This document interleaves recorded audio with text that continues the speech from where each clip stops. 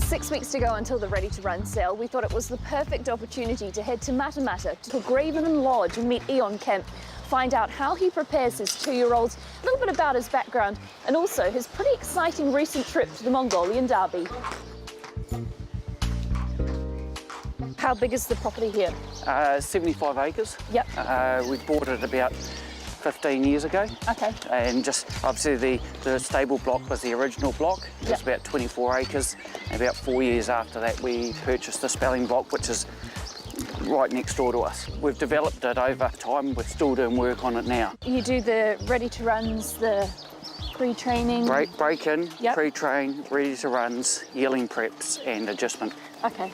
So, is there part of it that you enjoy the most? I enjoy my breaking. Yep. I always have. Yep. It's probably getting to the stage just takes its toll on its body now. Yeah, yeah. But like I enjoy the ready to runs. Like it is stressful. Yep. Especially getting through to the breeze ups. But I like the rewards at the end of it, especially a big part of our business is trading. Yeah. Okay. So some of them are your own. A lot of them are mine. That's hard. Yeah. Yep. Yeah. Both yearlings and ready to run horses. Okay. So that's probably the nerve-wracking part in the sense of make or break. Yeah, it's make or break. You have a lot of money invested, so it's got to work. And how many staff do you have working for you here? 9. 9. 9 staff at the moment. Always go up a little bit during ready to run prep. Do you want me to hold him? He's right. He's right. He's right. And I run with 4 riders. Yep. And there's about 5. There's a couple guys that do my farm work. Yep. And about 4 ground guys. Okay. So they're all got a good crew. Yeah. Yeah. Good crew, and you need them to do the job. Like I can't be hands-on all the time. No. Yeah. True. So you kind of do rely on good staff. When you say you purchase yearlings, obviously trading your own, are they just from Kuraki or do you go? No, this year we've bought Kuraki, Sydney, Gold Coast. Okay. I do most of the sales. Wow. I think this year I missed 1 sale. If I'm not there myself, I've usually got someone there looking for me. Yeah. A general day for you, is this pretty standard? Pretty standard. Yep. Okay. Yeah. This is normal. Yep. Ready to run's my first thing is a stallion. I always find it easier to sell a stallion that people are after. Then I'll kind of go to type, and pedigree is probably the last thing I look for with a ready to run horse, because if I've got a stallion, I can usually sell it. And when you say looking for a stallion, you mean a good sire that's going to carry you? A proven stallion, one that especially the Asian market's after. And then I don't mind first season stallions. I'll buy 2 or 3 first seasons a year. It's just because they haven't had a chance to bag them, pretty much. So I don't mind them. It's still fresh and everyone's mine.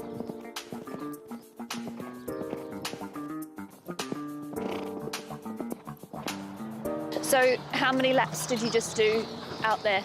So we did four rounds. We just trotted 300-400 metres. Yep. And then just worked off.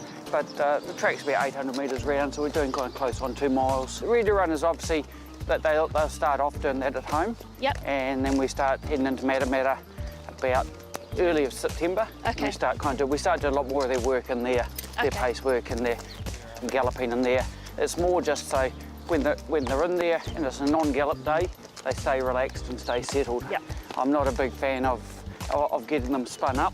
Okay. And so that's one thing I like about our horses is most of them you can take in, you can pace work them straight after the breezed up, and they'll be nice and relaxed. Yeah. And your draft this year, how many is in the Ready to Run draft? We'll take 29. Okay. We've had a couple of withdrawals already. Yep. So there's 29 going, but we're doing half a dozen horses through to the breeze ups for outside drafts.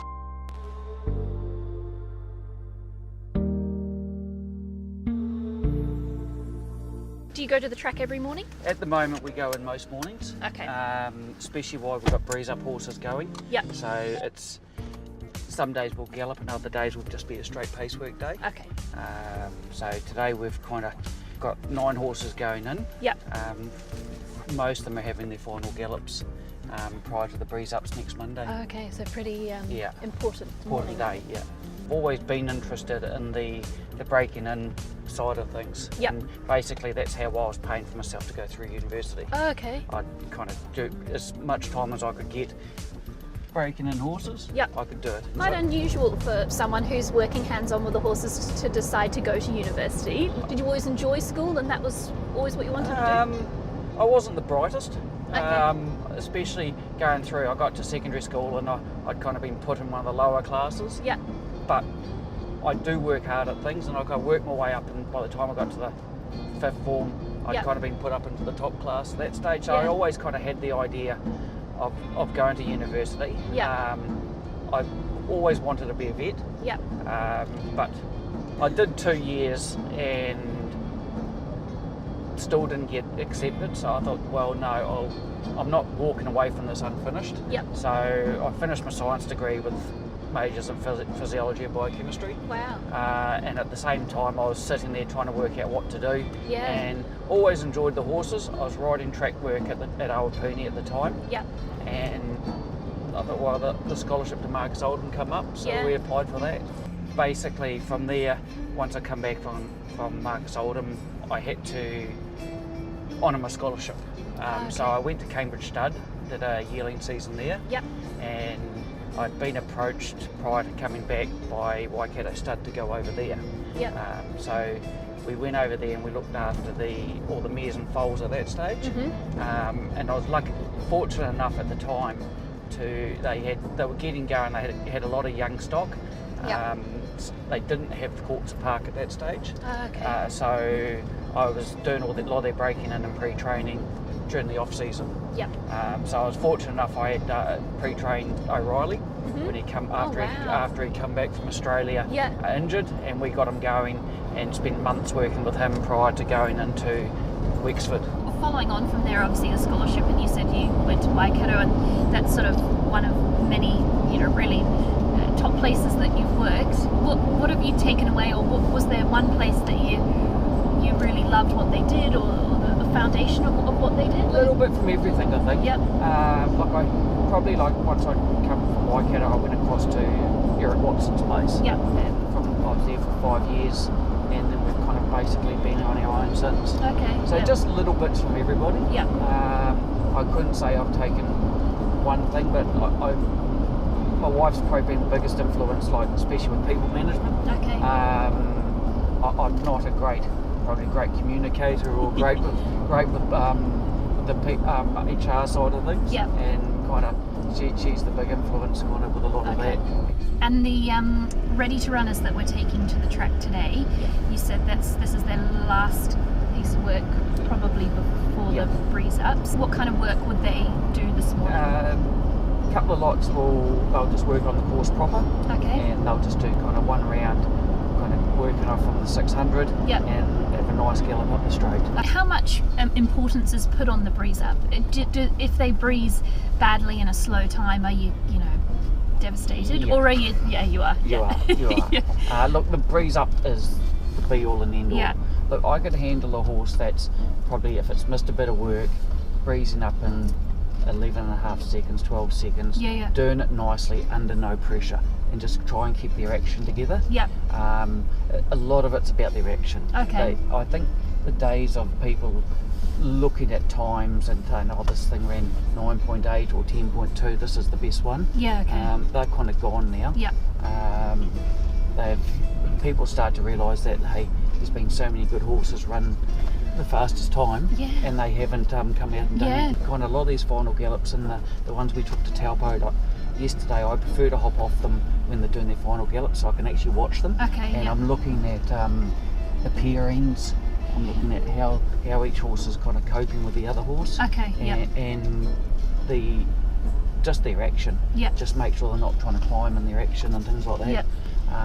Is it very important who you pair them with? That's something you really... Yeah, that's something that kind of causes us the most headache as we go through the process. Yeah. Because you've got to get those pairings right. You don't want something that's going far easier or far better than the other horse. Yeah. Because it just Ugly. yeah, it just looks ugly, and it just you kind of you got one horse looking really good enough. You feel for the owner that the other horse doesn't. And when I'm dealing with so many owners and have so many other horses, from my point of view, it's very important that I get it right, and it just doesn't look like I'm pairing my ones up against horses that are making mine look good. Good, yeah. So it's just that having that bit of integrity and bloody thing as we go through, to try and get it right for everybody. Right. Yeah.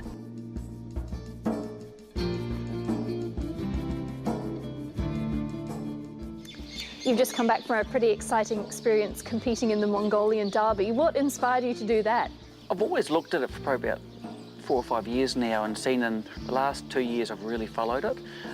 It's just something different. I'm always up for a challenge, so it was kind of, I thought now's the time to go and do it before the body starts breaking down completely.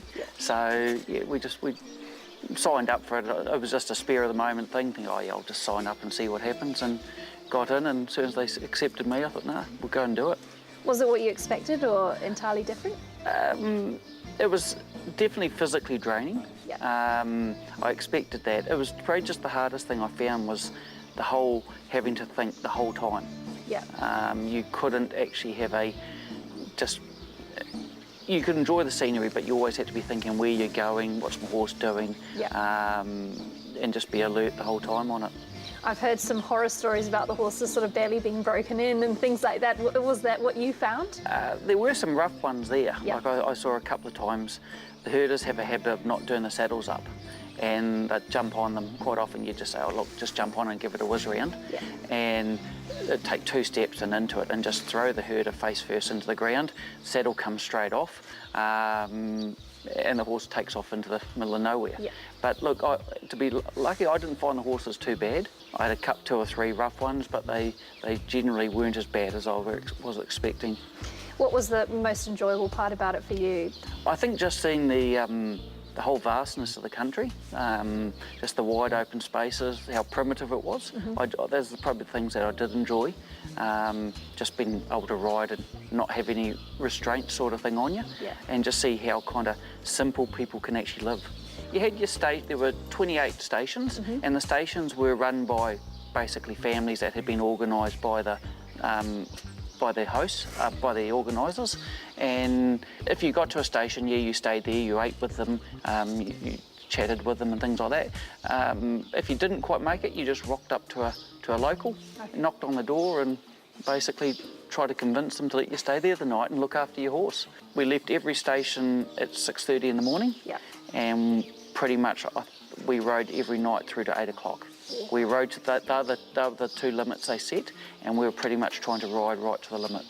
Were you happy with where you ended up, or where did you end up? Ended up 16th. I had a sick horse on about stage 15, which was about halfway through, and I lost about 80 hours riding that day. So, look, happy enough with the circumstances.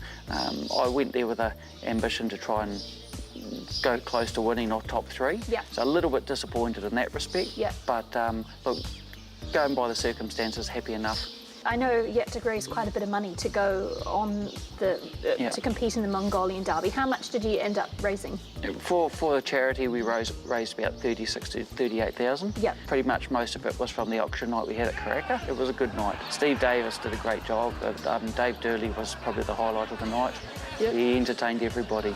And then there was a little bit coming off Forgive a Little page there that we had set up. That was for the Catwalk Trust, That was for the Catwalk Trust, How did that association come about? What made you decide that that was what you wanted to do it for? When I had the option and had to choose a charity, we kind of sat down and thought about it.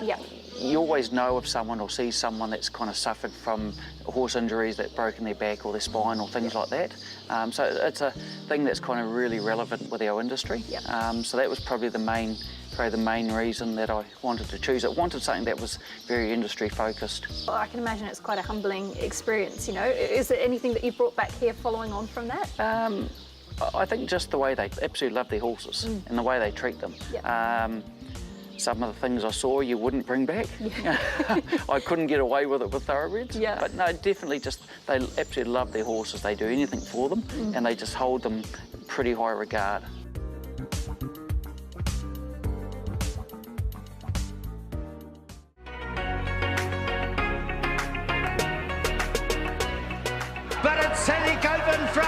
Run, baby, run! She's home! She's been too good! Savvy Coup's won it!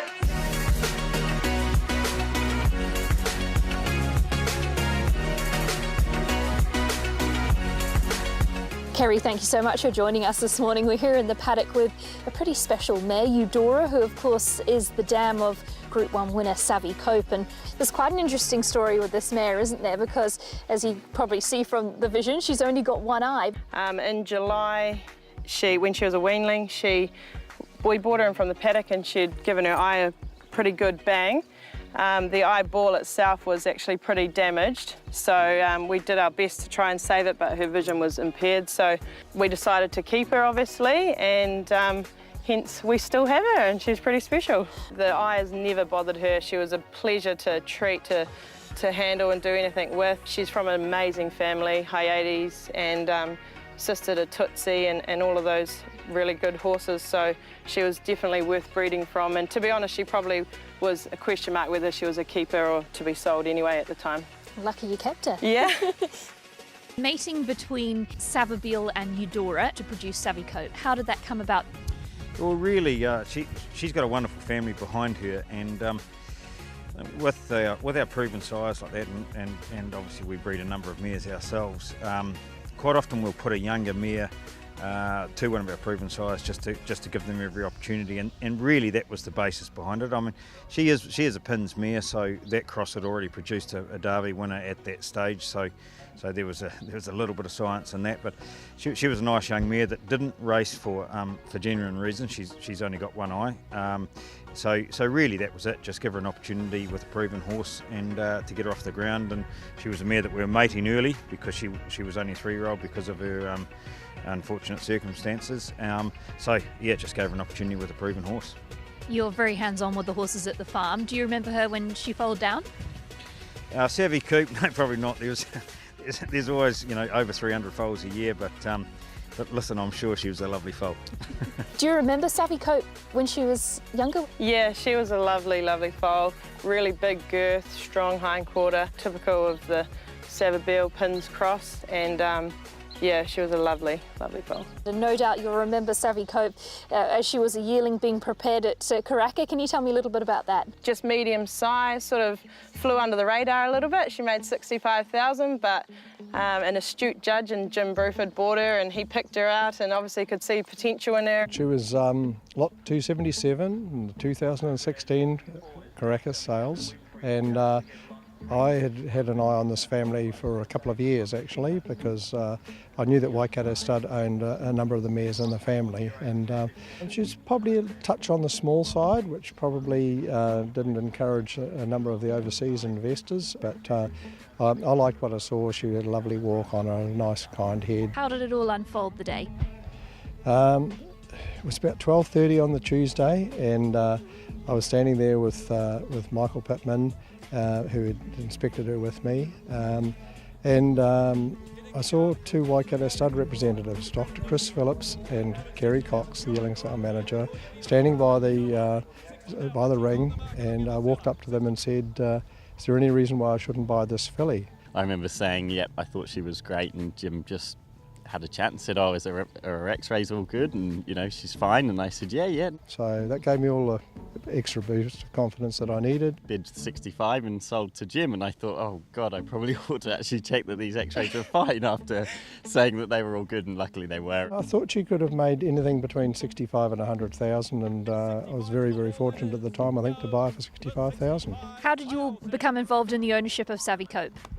Well, as I mentioned, Michael was with me on the day that we bought her, and I said, I'm looking for a 50% partner, Michael, and he suggested at the time that Ray Copeland would probably be a great partner to have, and I've known Ray for a few years, and I thought it sounds good to me. So we gave Ray a call, and he had a look at the lot on the pedigree page, called me back and said, I'm in. How did you end up getting Savvy Coup? What was your association with her owners? We've sort of done, me and my brother Mark have done a few for them over the years, so pretty lucky, and they just keep sending a handful each year. She spelled for a few weeks after the sales, and then we brought her in to break in. And What was she like to break in? she was a nice horse to break in actually, pretty straightforward. pretty lucky. There's a few tricky ones here and there, but she was a nice horse to break in and reasonably straightforward, so it's always a pleasure. Matthew, Savvy Coup has been a wonderful horse for your stable. Tell me about the first time that you ever set eyes on her. When she came down, she wasn't overly big, but she was a very athletic looking filly, and yeah, I was reasonably impressed with her when I seen her. Talk me through the next step of the process. How did she sort of handle those early stages of training? Yeah, no, she was pretty professional all the way through.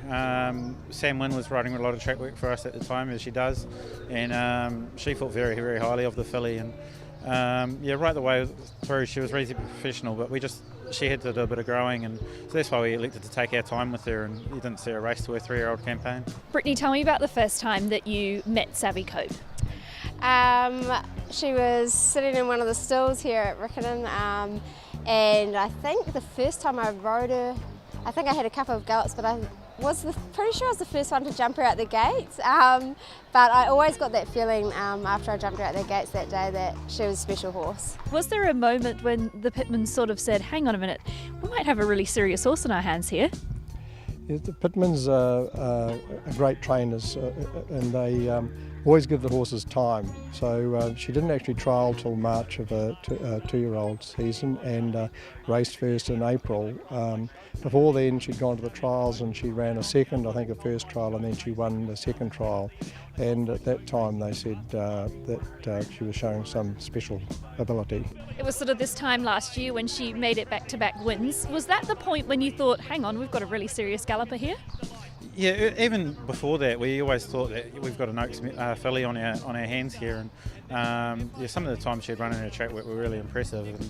And, we were trying to get her into the Guineas this time last year, and it just came around too soon for us. That's why we elected to race in the maiden. Yeah, the way she won both races cut week, it was very impressive. Yeah, very dominant, and yeah, that's when it sort of put a stamp on what our thoughts were of her. Tell me a little bit about her personality. Obviously you get to spend a lot of time with her and you know her quite well. What's she like sort of around the stables and as a horse? Oh, she's a bit cheeky, but she's an angel. She's everyone's favourite around the stables. Very, very relaxed, very quiet, just takes it all in her stride, and until race day. When she gets into the parade during race day, it's like a switch flicks, and she gets her game face on and she gets on her toes, and but that's just the competitive side to her. And yeah, she's been an angel to train right the way through. And what about what makes her so good? Is it that competitive spirit? Yeah, I think so. She's a real racehorse, and obviously you have to have the talent to go with it, but yeah, if she gets in a fight in a race, then she puts her ears back, she grits her teeth and tries that extra bit harder. She's got that something special about her. I guess at the very top you've got to have that competitive streak too, and she's got it. What is the career highlight for you? Obviously the Oaks is very special. I mean, to win a classic race like that, and up until last season I hadn't trained my first Group 1 yet, so to win that was massive.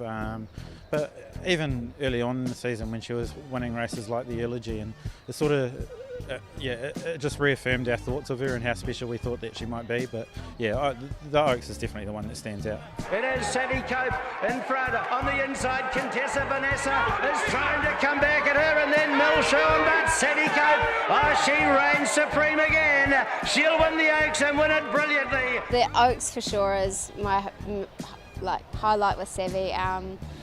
It was just such a huge thrill to be a part of that day, and leading up to that, obviously being with her from the Lowland through to the Oaks, staying up there with her was I was a huge part of it with her, and it was just a huge thrill. She's good to watch, we love it. The Group 1 wins are always meaningful performances. Her Oaks win was special, and the Livermore Classic was, blew us away. We are so excited, just as much as Jim, and we love watching her run. And we were down there in Hawke's Bay when she won the Livermore, and it was just so exciting. We're just so thrilled for the Copelands and Jim and the Pitmans. What does it mean to you now watching her race and seeing her achieve all she's achieved, not just for you, but for Gary and the whole family? Yeah, obviously it means everything for us. We're horse breeders, and we love seeing our horses succeed and people that are involved with our horses succeed. And this situation in particular, it's a family that Gary started some, I suppose, 40 or 50 years ago, and is obviously still going strong. Yeah, to go through the 3-year-old year and to win 2 Group 3s, the Group 1, and be crowned champion 3-year-old of New Zealand was amazing.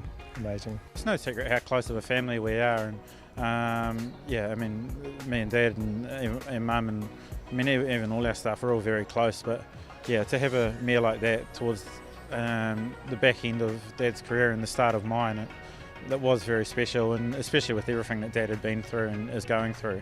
It was a very. She brought some very emotional days to us, but yeah, no, it was good. The most recent time she went across to Australia and maybe didn't race quite up to what you'd hoped. How then did the decision come about for her to end up heading towards the Chris Waller team? The races probably didn't pan out to her liking over there, which we probably didn't see the best of her, unfortunately. But yeah, I mean, there's probably not a lot for her back here in the short term, and yeah, it was a reasonably mutual decision. And Chris Waller's a very good friend of ours, so as much as it hurts to see one like that leave your stable, she is one that'll be hard to replace. Probably, you know, it's probably one you can't replace, but to go to Chris, she couldn't be going to a better place.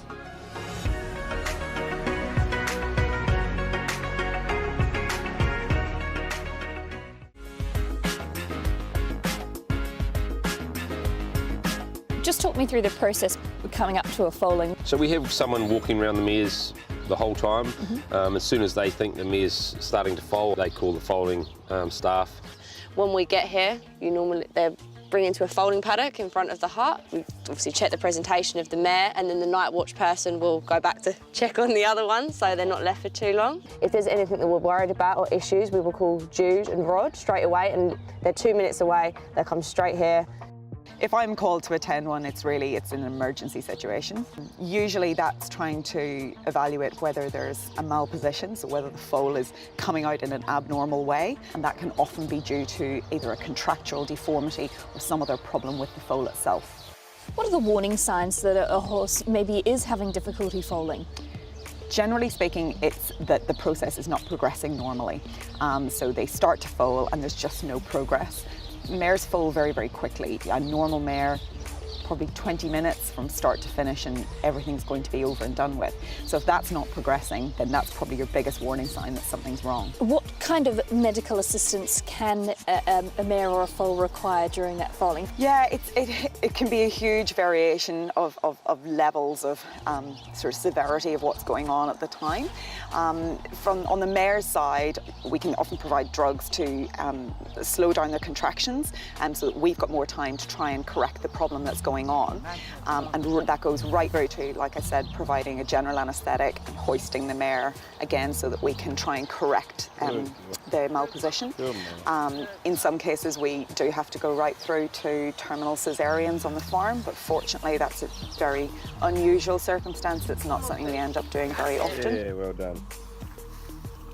And you want them to be up within the hour, really? Yeah. It's a good sign. You make a little friend. So you want them up within an hour. Yeah. But when they first come out, you just want like the initial signs that they often whinny to each other, and the mare will like look. You want a good sign of the mare's in good health. Should be turned around, should be looking for the foal, whinnies, and then what we do is after the umbilicus is separated, we drag the foal around in front of the mare, and she'll nuzzle and lick it, and it's that initial like bonding process. Yeah. So she learns what it sounds and smells like. So that's a really good thing to see. In the early sort of couple of hours after foaling, the things you need to be looking out for is that your foal is starting to respond to its environment, starting to react to the mare, and that it's wanting to perform all the normal things it should be doing. It should be wanting to get up, it should be wanting to drink. And if those aren't happening, it can be an indication that that foal has what we call neonatal maladjustment syndrome or dummy foal syndrome. And those are things that, are again an indication to get in touch with your vet and, make sure that you're getting onto those issues and treating those appropriately. So as part of our routine foal check in the morning, one of the things that we examine is the placenta. So we lay it out on the ground and make sure that the whole thing is complete.